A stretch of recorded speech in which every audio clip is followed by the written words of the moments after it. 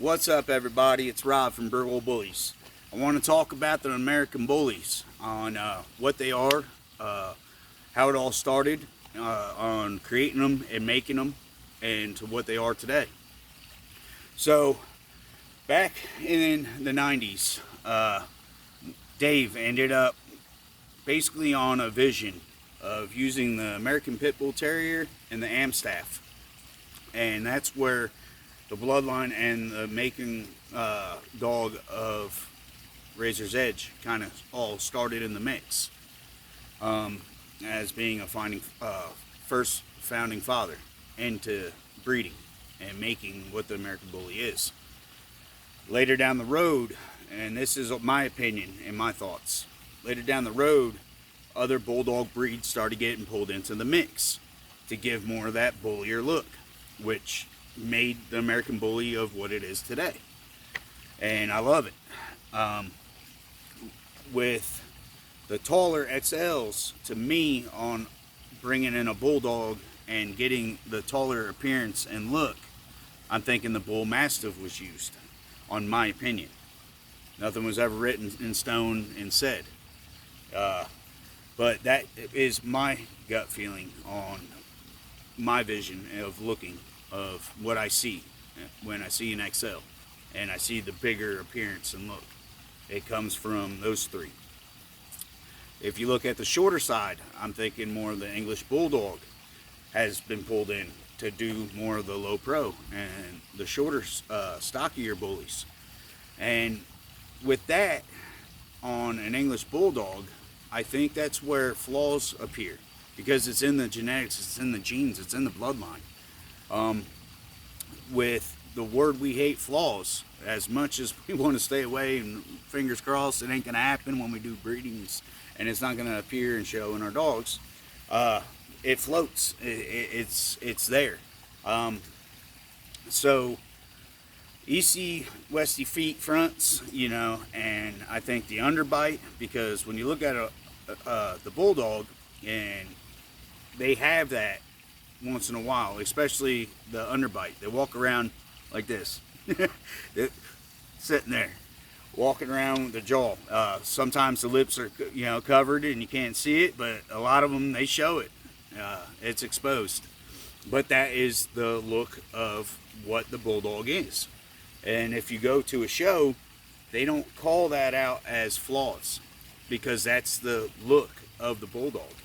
But on the American Bully side, we call that out as flaws, and you get points docked, or it gets held accountable for your dogs in shows and things we try as breeders not to show. But if it's there hidden, you can take two perfect dogs, breed them, and because the genes of the Bulldog floats in there, 9 times out of 10 you're not going to get a perfect litter.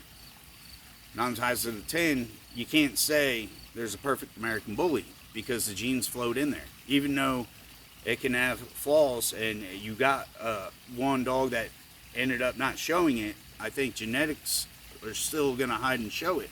And that's why you can breed two perfect ones and not get every dog 100% without, some of the flaws between the EC West, between the underbite, overbite, and high rears. And that's another thing with the Bulldog and the American Pit Bull Terrier and Amstaff. When they were bred, they had a straight back line. Okay, when you throw in the mix of the Bulldog, they have shorter fronts, and then I think that's when the genes kick in to get the front dropped and the rear comes up, because it's more got of the Pit Bull Terrier and the Amstaff rear to kick it up. So you got to where it's not 100% gonna be flawless, because it's still in the making and works. And I hope at some point in time it will level itself out and bounce, depending on years and years down the road that it will finally fix itself. But I never know. I don't know if that ever will happen,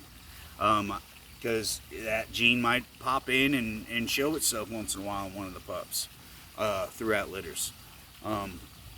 And you just got to try to figure out how to balance it out between who you're going to use on males and females and different classes and size dogs. Because when something's so genetically locked in, time and time again, especially in straight ped classes, you're so limited on even trying to go a different route. Sometimes you can do it and get lucky. Sometimes you're not so lucky.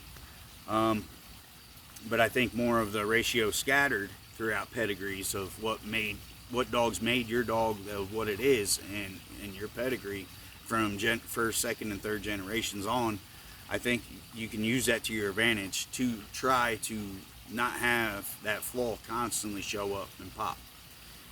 Not saying that it's going to happen once in a blue moon, because yes, it's there, it floats, it's hidden, and especially if you have a flawless dog, but it's still hidden in the genes. It's there.